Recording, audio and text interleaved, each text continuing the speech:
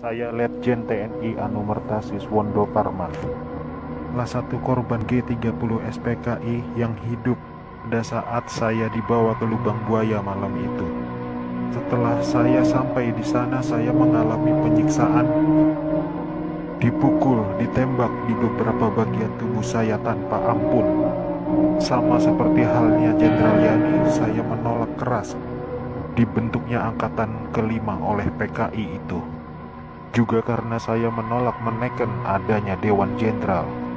Karena itu semua fitnah kejam dari mereka-mereka itu. Saya Maijen TNI Anumerta Sutoyo Siswomi Harjo.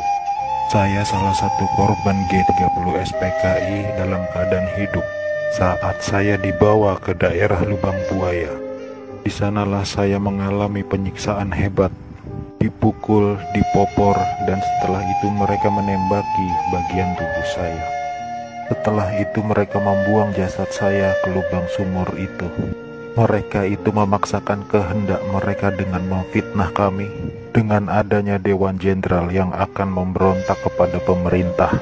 Kami ini prajurit TNI sudah disumpah untuk setia kepada negara, maka tak perlu diragukan lagi kesetiaan kami kepada pemerintah dan NKRI. Komunis-komunis itulah pemberontak yang sebenarnya.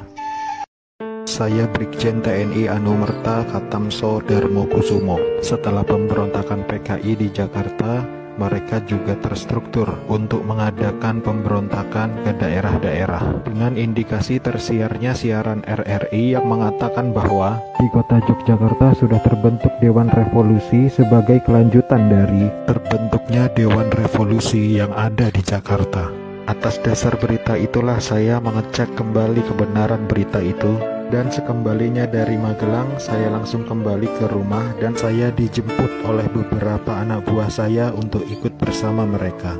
Lalu saya dibawanya ke daerah Kentungan dan di sanalah saya dihabisi oleh pasukan-pasukan militer yang ternyata sudah dipengaruhi oleh PKI. Saya menjadi target operasi mereka dikarenakan saya seorang militer yang anti PKI dan pernah memberikan pembinaan kepada mahasiswa-mahasiswa akan bahayanya PKI. Saya Maijen TNI Anumerta DI Panjaitan. Saya menjadi target operasi G30 SPKI karena keberhasilan saya dalam menggagalkan penyelundupan senjata dari RRC untuk PKI guna mempersenjatai buruh dan tani. Pada malam penculikan itu saya gugur ketika saya sedang memanjatkan doa. Pasukan laknat itu menembaki tubuh saya beberapa kali. Dan tubuh saya dibawanya ke lubang buaya untuk dimasukkan ke sumur maut itu.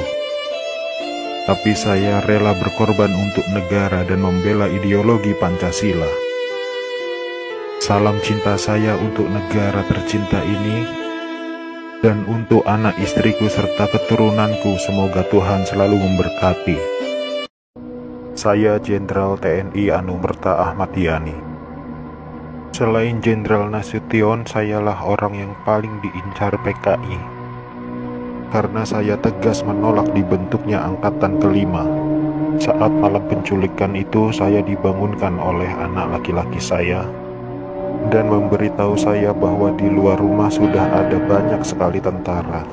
Setelah saya bertemu dengan mereka, saya diminta untuk menghadap ke istana. Dan ketika saya berbalik badan untuk mengganti pakaian, tak lama mereka langsung menembaki tubuh saya dari arah belakang. Biarlah saya berkorban untuk negara ini, sekarang giliran kalian. Dan jangan membiarkan paham komunis berkembang kembali di negara kita ini. Saya Letjen TNI Anumerta MT Haryono. Malam itu pasukan Cakrabirawa datang ke rumah saya dan meminta saya agar segera menghadap Presiden Soekarno di istana.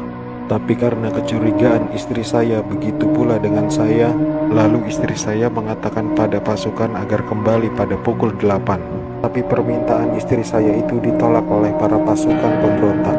Maka dengan segera saya mematikan lampu kamar dan menyuruh istri saya pindah ke kamar sebelah dan saya menunggu penyerang pertama masuk ke kamar saya. Saat penyerang pertama masuk, saya berusaha merampas senjata yang dipegangnya, tapi saya tertembak oleh penyerang itu. Lalu jasad saya diseretnya keluar melalui pekarangan rumah dan dimasukkan dalam truk yang sudah menunggu di luar rumah untuk dibawa ke lubang buaya dan dimasukkan ke sumur maut itu bersama rekan-rekan saya. Saya Kapten Anumerta Pier Andris Tendean. Saat operasi Dwi Kora, saya mendapat tugas sebagai intel. Setelah operasi itu selesai, saya dipanggil untuk bertugas sebagai ajudan Jenderal Nasution. Saat terjadi pemberontakan G30 SPKI itu, dan saat pasukan penculik mengepung kamar saya, dan mereka bertanya pada saya, "Di mana Nasution?" Dan saya menjawab, "Saya ajudan Nasution."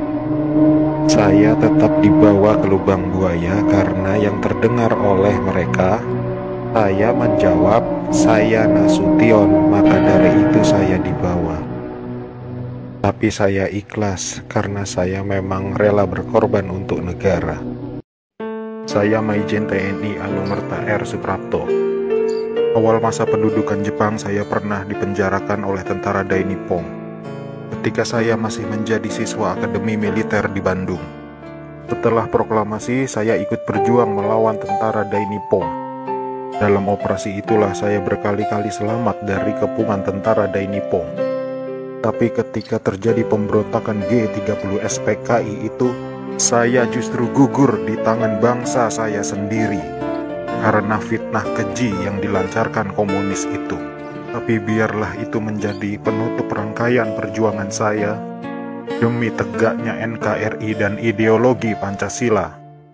Lanjutkan perjuangan kami dan jangan beri kesempatan untuk komunis berkembang kembali di negara tercinta ini. Tanggal 1 Oktober 1965, saya baru kembali ke markas Korem 072 untuk melaporkan hasil penugasan itu kepada atasan saya, Pak Katamso. Tapi ternyata beliau tidak ada di ruang kerjanya, lalu saya mencarinya ke rumah dinas beliau. Ternyata beliau pun tak ada di rumahnya. Tak lama setelah itu saya mendapat informasi bahwa Pak Katamso ada di daerah Kentungan dan beberapa anak buah saya mengantar saya ke sana.